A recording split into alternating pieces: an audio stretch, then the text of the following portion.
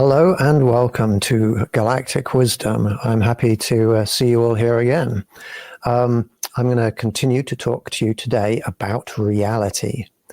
Now, before I get into reality, here is my tour schedule that is coming up.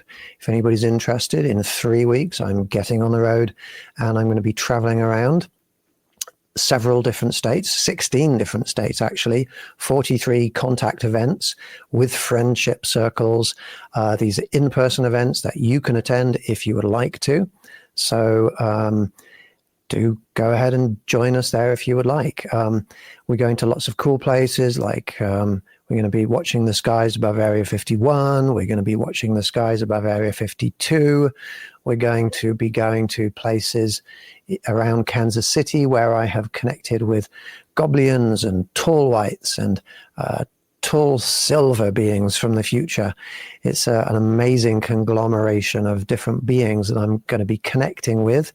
I'm going to be going to Hopkinsville, Kentucky, where there was a famous goblin invasion of aliens from outer space.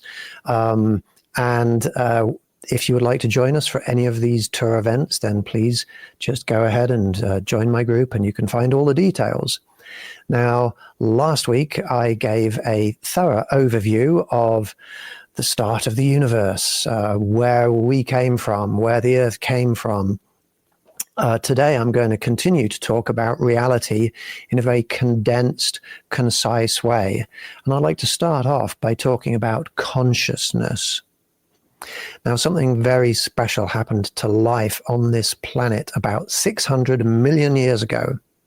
Some ocean-dwelling organisms, including comb jellies and jellyfish, evolved simple neural networks.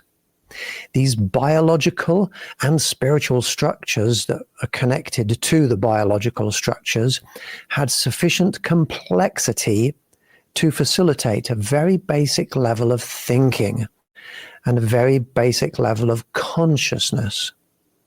Consciousness, or awareness, is a product of complexity.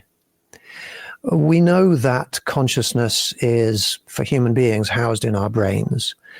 We know this because, well, if we damage our hands, it doesn't affect our consciousness. If we damage our feet or our legs or our arms or our hearts, our lungs, none of those things affect our consciousness. But if we start damaging our brain, if we start messing with our brain, our consciousness starts to change in very noticeable ways. And these noticeable changes in our consciousness have been studied by medical doctors for actually thousands of years. We know that our consciousness resides here in our brains. And if we become brain dead, well, that's when we die. That's when our consciousness leaves our biological bodies. And we can trace back through time this the evolution of the brain or the neural network, which is what a brain is, all the way back 600 million years on this planet. Now, this planet is 4.6 billion years old. So the evolution of consciousness on this planet, we have no evidence for consciousness before about 600 million years ago, which isn't a really large amount of time when it comes to the age of the universe or the age of this planet. So consciousness or awareness is a product of this complexity. It's not a product of God or spirit or source or magic, or it's complexity of structure within our brains. And we can see the evolution of that conscious structure in the fossil record, in our DNA record, and in the morphology of beings over hundreds of millions of years. Now, the oldest fossils of organisms that had simple brains are about 521 million years old. A lot of people who don't understand science don't get that when science ages something, that is a real solid footing. That's a real solid science.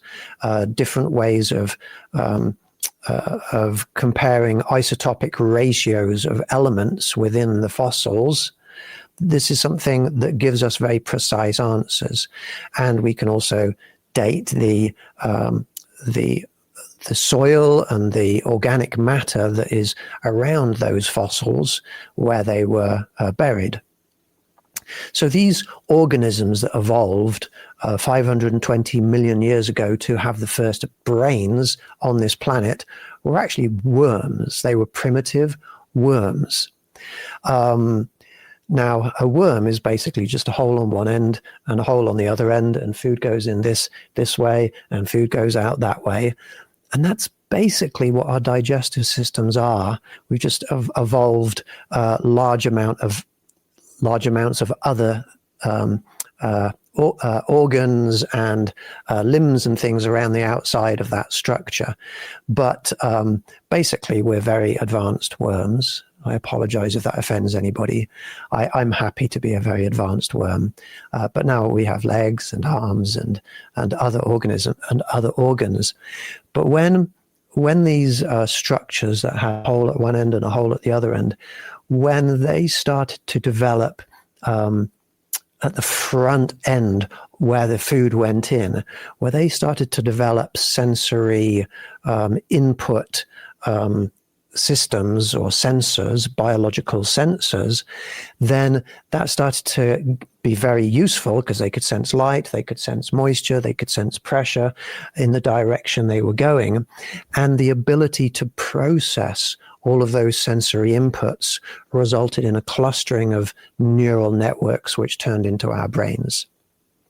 Now, since that time, over hundreds of millions of years, as the complexity of brains on this planet increased, the intelligence of animals increased, and the processing or thinking capabilities of animals increased, to the point where our species has just acquired the ability to prove things that are not directly obvious to us. We've just acquired this ability to prove things indirectly using logic, using deduction, using our intelligence, using the scientific method. And that's why science has just emerged within, definitely within the last 200 or 300 years, but we've been sort of moving towards that for a few tens of thousands of years. Now, the spirits of all organisms are ultra-dimensional. I talked a lot last week about spirits, and let me just recap. When we look into ultra-dimensional spaces around us, there's this substance called Corether. It's very likely to be antimatter because it attracts to the matter within our physical realm.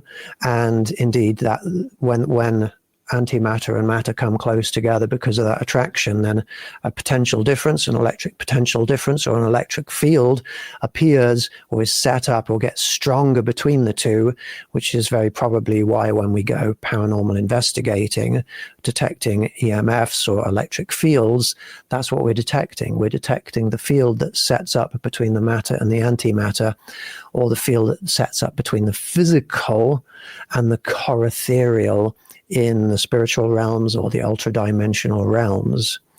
But all matter around us, all of the atoms, all of the electrons, the protons, the neutrons, the subatomic particles, all of the matter that's around us attracts to it Corether, spiritual, ultra-dimensional matter, which sort of forms around whatever it is. What have I got here? I've got some scissors here. These scissors are made out of matter, iron and carbon and some various different plastics there. All of that matter has attracted to it, running through it and around it, corethereal matter. In the same way that protons attract electrons to form atoms, well, matter attracts corethereal matter to it to form spirits. These scissors have a spiritual body. not a complex body that is conscious, just a naturally forming spiritual body. Everything does. What have I got here? Some tissue paper. Everything has Corether, or spiritual matter, around it. So the spirits of all organisms, they're ultra-dimensional. They extend from our three-dimensional physical bodies outwards in all directions into higher dimensional spaces. Our spirits, which we currently have, which are interwoven throughout our physical matter, they extend outwards into ultra-dimensional spaces. Now, people who are psychic can perceive our spiritual bodies emanating out from us into higher dimensional spaces. They can perceive those spirits as an aura around us. And the paranormal subject of seeing auras is actually quite fascinating. A lot of my psychic friends are able to look at me and see my aura. And when I interact with different non-human beings, they see the auras change. They see them expand and even change color, become whiter, become purer.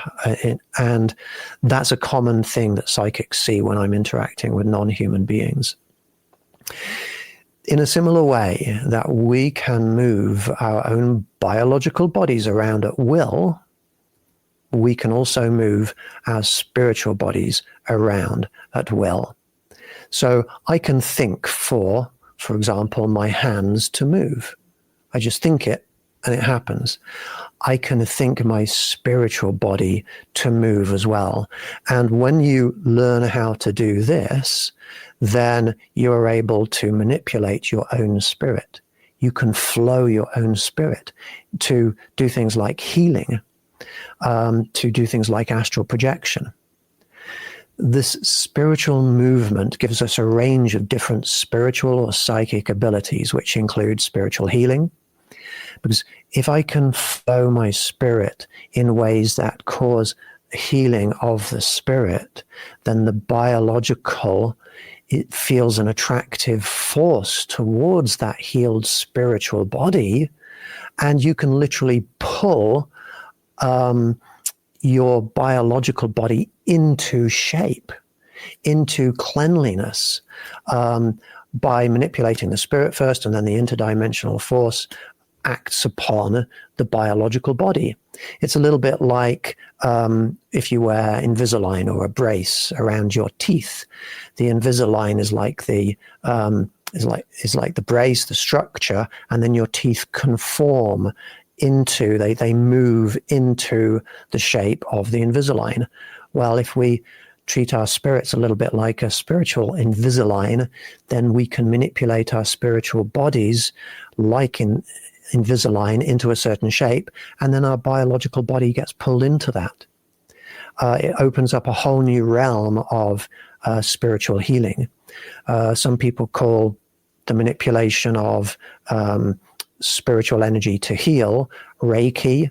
Well, I do something like Reiki, where I manipulate the spiritual bodies of people, but I understand the mechanism, so I'm a little bit more targeted in what I do. If you want to join my group, and you can participate in some of my healing sessions whenever you want to. So we can utilize this spiritual flow of energy to do things like spiritual healing, to do things like astral projection, which is us moving our spirit to other times and places in the universe. And when we're there, we can utilize our ability to move our spirits around at will to remote view, to see what is there. Now, a lot of people have, when they've heard me talking about remote viewing, they've told me, "Oh, Rupert, you don't understand remote viewing. When you remote view, you're simply tuning into some kind of a knowledge or consciousness field, which is all around us all the time, and that's how you get the information." But no, That's not what we're doing. We are taking our consciousness to other places, to other times. And we know this because when I've done remote viewing sessions, we can go back in time and we can have a look around an area, and we can even do that blind. Like I set people blind targets and I take people around and we can look from above. We can see from different angles what human beings never see when they just walk around objects. A famous remote viewer was Ingo Swann. He started the CIA remote viewing program, basically, and he once remote viewed the moon. He was hired to remote view the moon, and when he was remote viewing the moon, he was astonished to see that there were little people walking around on the moon, and these little people were aliens, basically. And one really important detail that he noticed is that when he was looking at the people on the moon, they turned around and saw him. They noticed that he was there. In other words, his consciousness had traveled to the moon and they saw that. Now, that is a physical, that's a spiritual movement from one place to another place, from the earth to the moon, which was perceived. And that's proof of this movement through space. We can move our spirits through space and through time at will. And I do that 3 or 4 times a week in my meetings. We astrally project to the Galactic Council spacecraft. We go into the spacecraft where multiple people have seen what it looks like on the inside. We go into the corridors around the inner levels of the spacecraft, and we go into the central Galactic Council chamber, and we remote view what the Galactic Council chamber looks like, and we all see the same shape of table, and we all see the same beings sitting at the table and the same patterns on the table. This remote viewing and astral projection, this is a real thing that's easy, well, maybe not easy to demonstrate, but we can logically prove it to be real. Precognition, we can pick up on what's going to happen in the future by actually probing into the future to see it before it happens. And we can do that because time is 2-dimensional. We've got temporal time and real time. And in real time, the future of temporal time is already there. So all we need to do is basically take a few steps, not into a spatial dimension, but take a few steps forwards into a temporal dimension, and we can see what's there.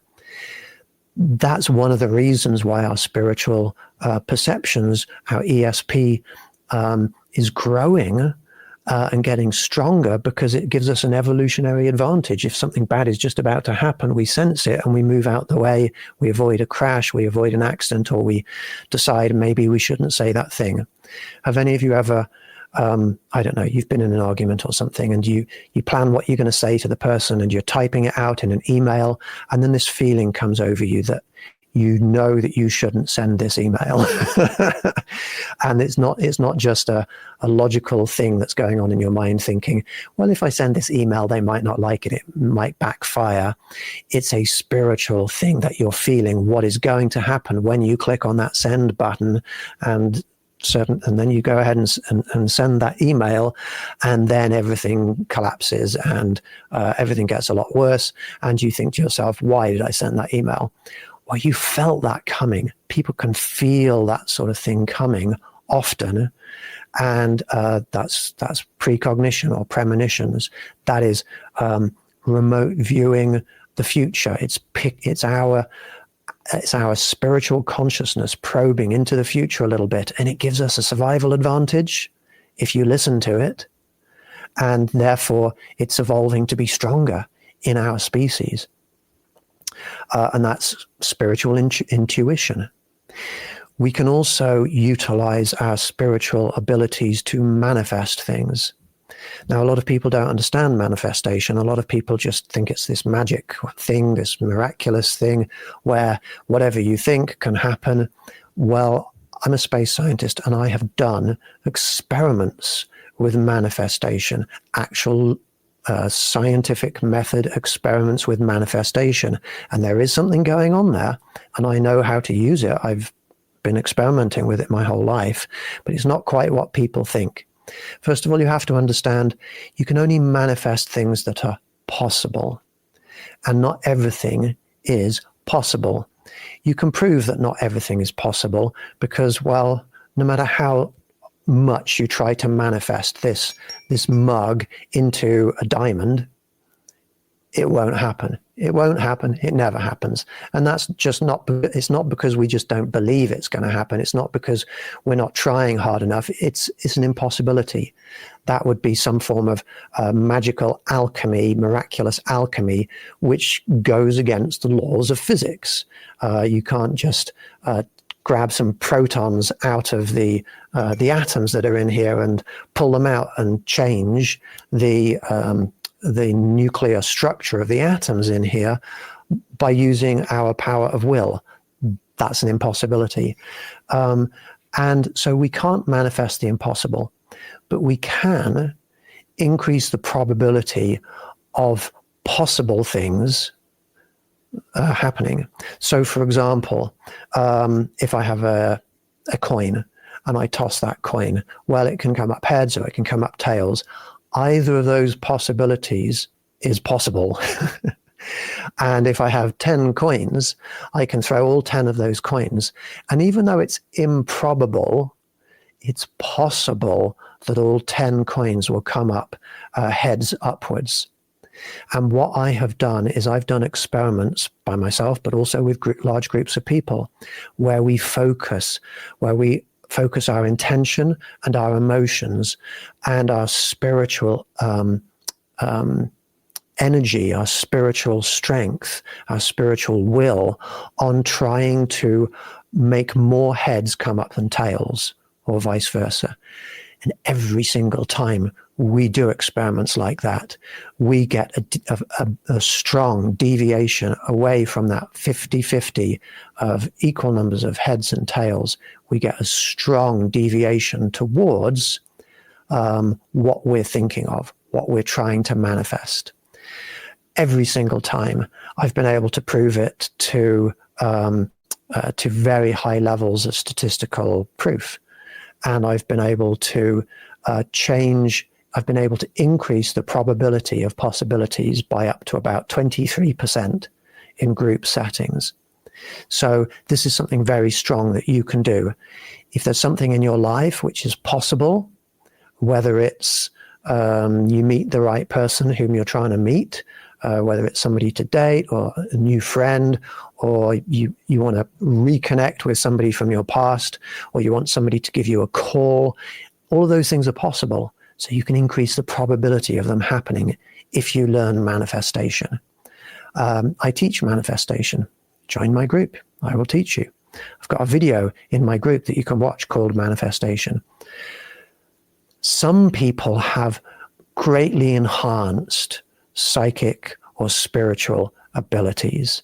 Some people can talk telepathically to spirits. They can see spirits. They're like they have the power of mediumship.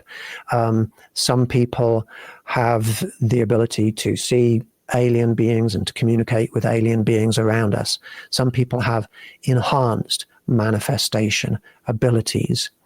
Some people can go outside and just will. Summon is a word that's often used. I prefer to use the word invite, but they can just invite alien craft or alien phenomena to appear in the sky. These people who have any of these advanced psychic abilities, it's very common for them to say, without the perspective of being a regular normal person, it's often something they will say is like, oh, well, anybody can do this. You just need to try. You just need to go about doing the procedures that I set forth. But that's a lack of perspective. They don't know that everybody on the planet is capable of doing what they're doing. And in fact, the evidence shows us that not everybody has that ability to increase their psychic abilities to that extent. These advanced psychic abilities that people have are very commonly inherited through genes. They're inherited from their mothers or their grandmothers or grandfathers. Usually it's more common in females for some reason, but it does get inherited. It runs through family lines. That is an established fact. It's also a fact that many people who are very, very psychic or are able to see spirits or alien beings, they nearly died one time. They had a near-death experience, and after they nearly died, then their psychic abilities suddenly were increased. And that is because when you nearly die, when you come close to death, the bond between your physical bodies and your spiritual bodies weakens. It weakens because the spirit's getting ready to leave, to fly off into our ultra-dimensional spiritual realms. And so you get close to death, you get that weakening effect. But then if you stay alive, well, your spiritual bond to your biological body is not as strong. Sometimes that results in mediums being a little less healthy than other people. But the fact is that that weakening of the spiritual bond between the spiritual and the biological means that it's like you've got one foot in the grave. It's like you've taken a step into higher dimensional or ultra dimensional realms, and you can see what is there far more clearly. So be a little bit cautious of psychics who will tell you, oh, anybody can do this. Also be a little bit cautious of psychics who tell you, I've got this gift because I'm like some kind of chosen person and I'm special and I'm a wise person. I know everything about the universe. Well, I know a lot of psychics who are wonderful, wise people, but I also know a lot of psychics and mediums who are not so nice people, just like everybody. You know, some doctors are nice people and some doctors are not nice people. Some factory workers are nice people and some are not so nice people. It's the same with psychics. So just because somebody's a psychic or a medium doesn't mean you need to pay attention to their, for example, sense of morality or their beliefs any more than you would to, say, a space scientist. One implication, I've got in my notes here a more concise version of what I've just said. One implication of these facts is that advanced psychic abilities are not any indication of a person's state of morality, wisdom, spiritual maturity, or ascension. They're all just people. Some are good, some are not so good. Spirits form naturally alongside naturally forming physical structures. And as I've already said, when electrons and protons come together to form atoms, the Corether that's surrounding the electrons and the protons comes together to form the spirits of atoms. And again, these are not conscious or living atoms. The atoms or the spiritual parts of the atoms, they're not conscious, they're alive. How could they be? The structures are way too simple to house any level of consciousness or life. Remember, consciousness is a product of the complexity of, well, on this planet, our brains and neural networks. In the future, it may be that consciousness is a product of the complexity of artificial intelligence. That's the direction we're moving into. We might end up with conscious machines in the future when they become complex enough. That's certainly a possibility, but not right now, not for our species.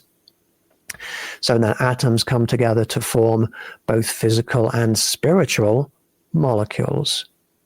And then molecules from inside the food that we eat, the air that we breathe, the water that we drink, those molecules can come together within us to form both physical and spiritual organelles.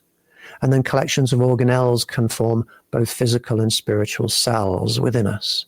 And then cells can clump together to form both physical and spiritual tissues, like muscle tissues. And then tissues can come together to form organs that have organ spirits. And then organs organs can come together to form organ systems that have organ system spirits. And then finally, those organ systems come together to form entire organisms that have entire spirits.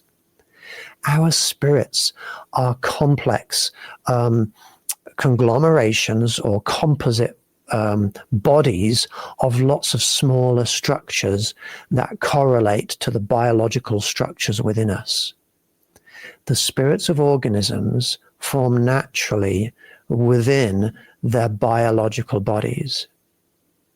This is important, and I apologize if it goes against people's beliefs here, but this is important because this is reality, and this is observable, objective reality that we can conclude from observations of both scientific and paranormal realities, that the spirits of organisms form naturally with their biological bodies. That's why the spirits of dogs look like dogs.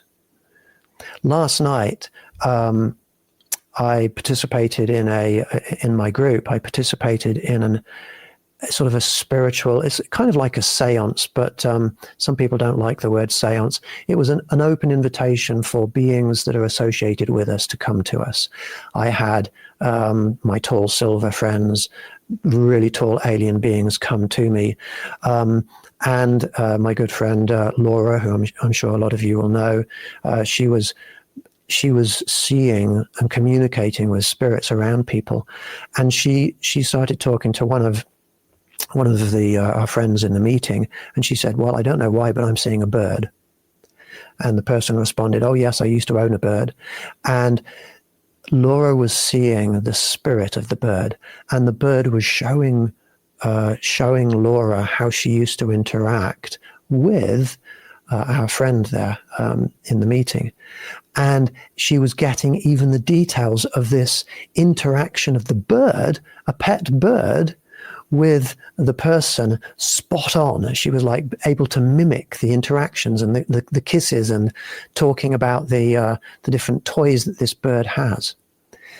That bird was the spirit of a bird, because the spirit of the living bird grew with the living bird. And then when the living bird passed away, the spiritual bird remained in the shape and structure of a bird, with the bird's brain and with the same structure of the bird's brain that housed the same memories, the same behaviors, the same characteristics as the living bird. That's why the spirit of the bird looked like a bird. That's why when we see the spirits of children who have passed away, they look like children. That's why the spirits of plants look like plants. These are really important facts, because when we piece together facts like this, we can piece together what actually happens when you die. And that, unfortunately, that's not consistent with a lot of people's beliefs, and that will annoy a lot of people when I start talking about that. But are you here listening to me for galactic wisdom? Are you wanting wisdom that really only supports your existing beliefs? Or are you here because you're ready to know the truth? Transcending to higher levels of ascension requires us to leave behind some of those beliefs. For example, when Yoda says, unlearn what you have learned, that is what is required if you're going to acquire truths about reality. Spirits were not created by God. That kind of God doesn't exist. Evolution is real. The spiritual evolution is real also. Our spiritual bodies are not just thrown into a living baby when the baby is born. That doesn't match reality. The spirit of a human being, after the human being dies, doesn't somehow squeeze into the forming body of a biological bird. And then when the bird dies, you have a human spirit that's released and comes out, and it's a human again. This whole reincarnation thing, interspecies reincarnation, is nonsense.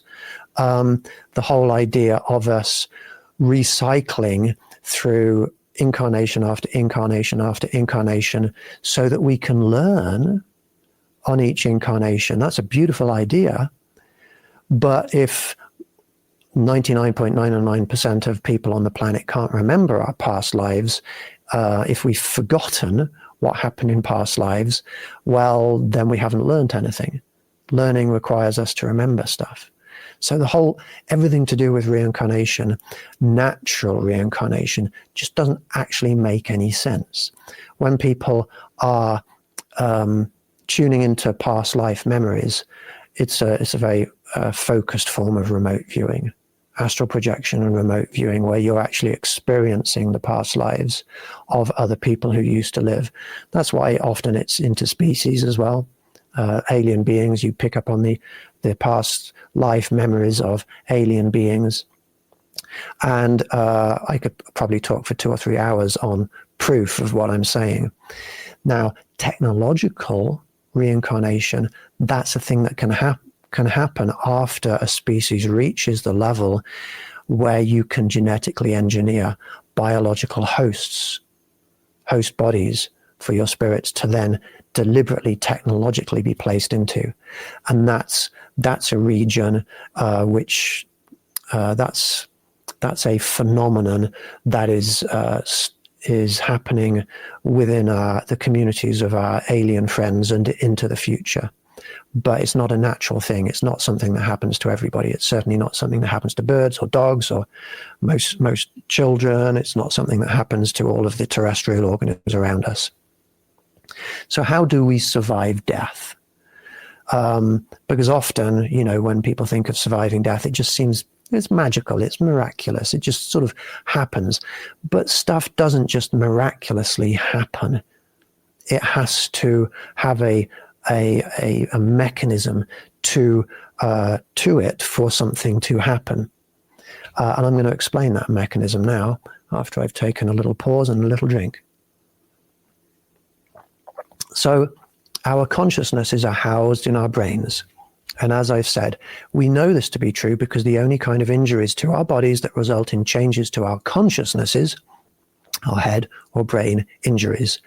It's the complex, intricate structure of our brains that houses our memories, thoughts, personalities, and individual consciousnesses. A little bit like computers, okay? Our computers hold information, which is like holding memories. It doesn't hold it in magical regions of space where there's no structure. It houses it in the structure of, lots of little binary logic gates and things in the read-only memory, the SSD, or the RAM. Computers are a little bit like our brains. The structure of computer can hold memories. The structure of the processing chip, the CPU, is like thinking. Thinking is like processing. Without the structure of our brains, we can't hold memories and we can't think. We certainly can't have consciousness or any of our characteristics. And so when we die and the unique, complex, intricate structures of our brains break down, that would be the end of us if it were not for the fact that our spiritual brains are, in the point where our spiritual brains intersect with our biological brains, exact replicas of our physical brains. All of our memories, thoughts, personalities, and individual consciousnesses remain completely intact when our physical bodies die, because they're housed within the identical structure of our spiritual bodies at the point of intersection where our spiritual bodies connect with our biological brains. But our spiritual brains are far bigger than our biological brains. They just intersect our biological brains like a pencil that's pushed through a piece of paper. At the intersection point of a pencil that's pushed through a piece of paper, it's just a circular shape, but the pencil itself extends both directions into higher dimensional spaces. It's like that with our spiritual brains. Our spiritual brains are the same structure as our biological brains, but they extend further outwards into higher dimensional spaces, and so they're more than just our biological brains. But it is within that structure, the same identical structure, that our memories, our personalities, our consciousnesses, our sense of humor, our everything about who we are, our life, it's within the spiritual structure of our brains where all of those things continue to exist when our biological brains break down and die. It's not magic. It's not just something that just happens. It's not a divine, miraculous, magical thing. It's something that is real because of the reality of our spirits and how they form. The interdimensional bonds between our physical and our spiritual bodies break when we die. They weaken, they break. When we die, our spirits are released into ultradimensional spaces around us. Ultradimensional spaces are all around us. At every single point within our bodies and at every single point in the air and the ground and the curtains and the wall and the plants, there are other directions that the spiritual corethereal bodies extend into, in the same way that a page of paper, a two-dimensional page of paper that is in a book, well, it's just a two-dimensional page, but at every single point on that page, it is in direct contact in both directions, in all directions, with the three-dimensional book. It's like that with us. And so our spirits are already in a higher dimensional space. And when we die, they're just freed from the anchor of our biological bodies to move out into the spiritual realm. None of that could happen if our spirits didn't grow in real time with our physical bodies as exact spiritual copies.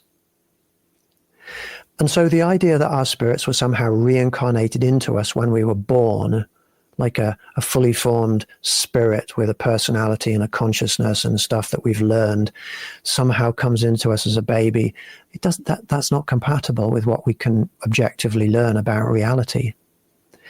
I don't mean to be negative about people's beliefs. I'm just trying to explain what is true and what is real in a logical way.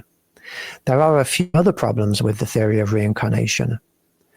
Our past life adult spirits would be completely the wrong size and shape to fit into our biological bodies when we were just babies.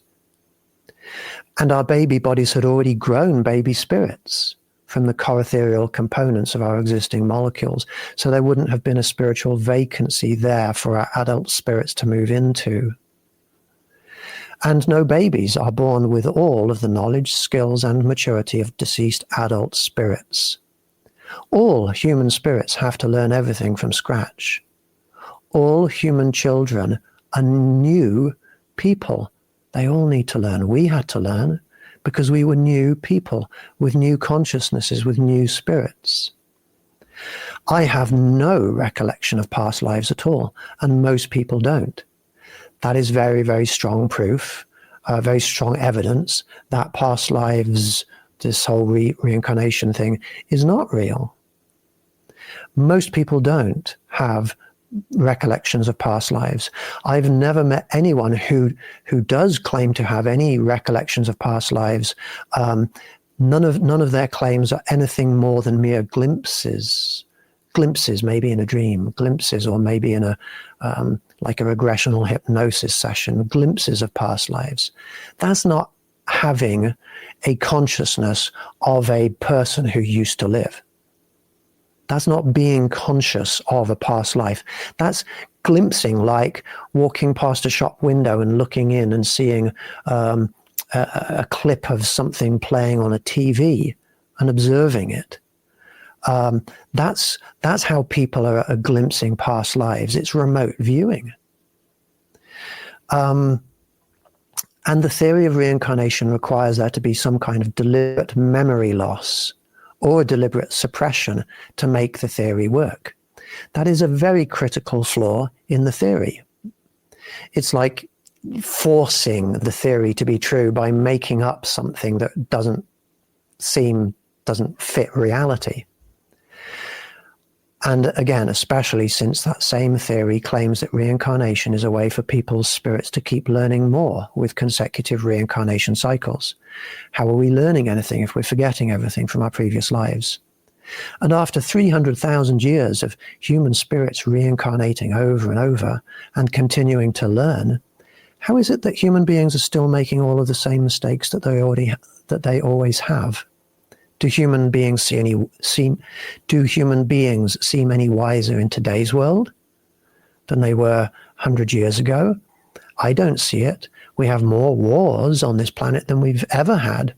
The number of wars and armed conflicts and hostility and erosion of democratic values, that's all strengthening.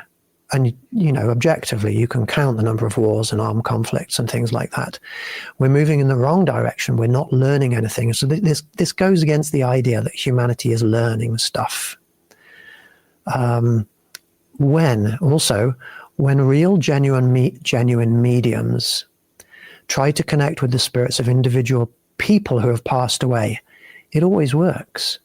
I go to loads of spiritual conventions and alien conventions, and I have probably hundreds of medium friends, and I've seen them. Somebody comes in and they want to connect with their deceased father or mother or grandfather or grandmother or even a pet.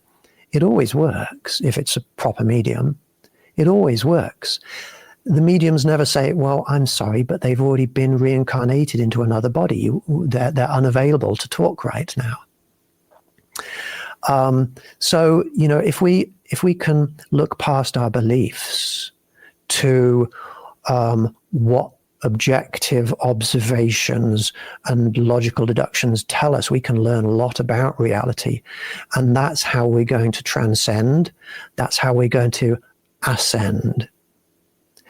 Now, I could probably keep talking a lot about this subject, but let me say that there are definitely some children, and I've studied some children who have real past life memories.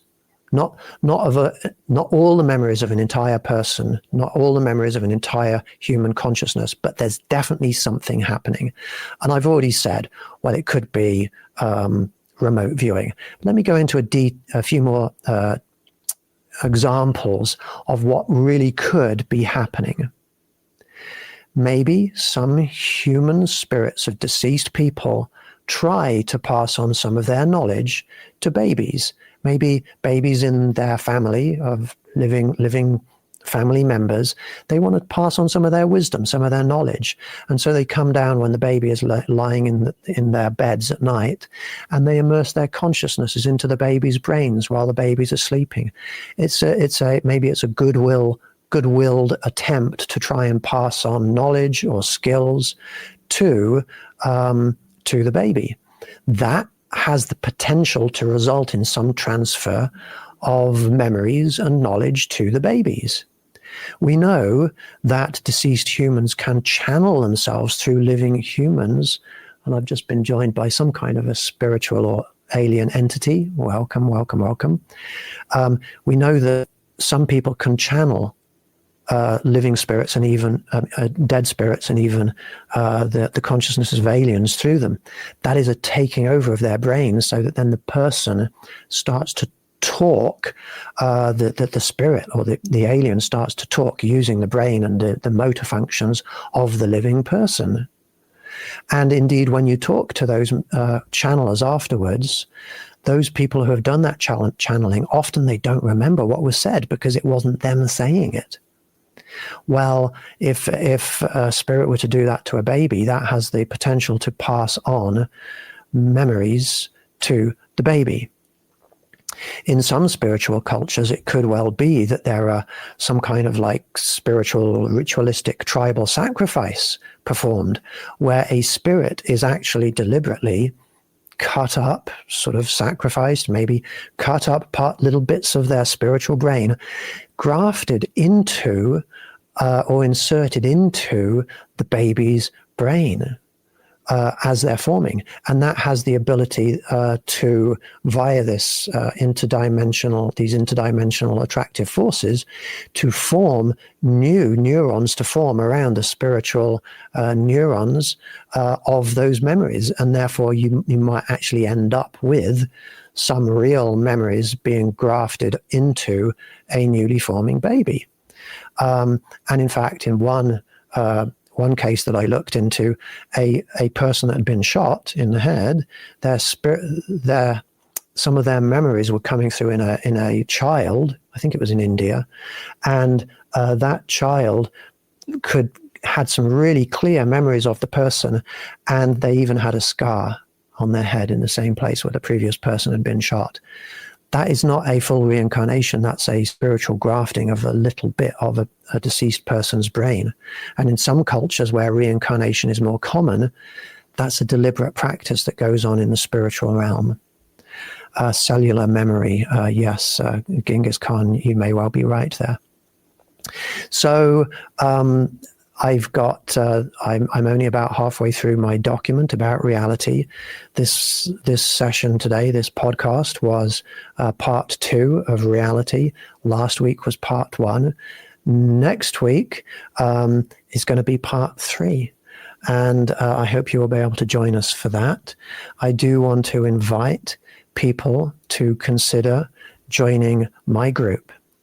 This is a place for people who are ready to transcend beliefs of the past. This is a group that is ready to actually figure out what is true and real in a way that you can know it objectively, logically, rather than just believe it. And I deal in proofs, and I can prove these things to you. Every single night, almost, we prove the reality of the spiritual realm and alien realms to the members of my group.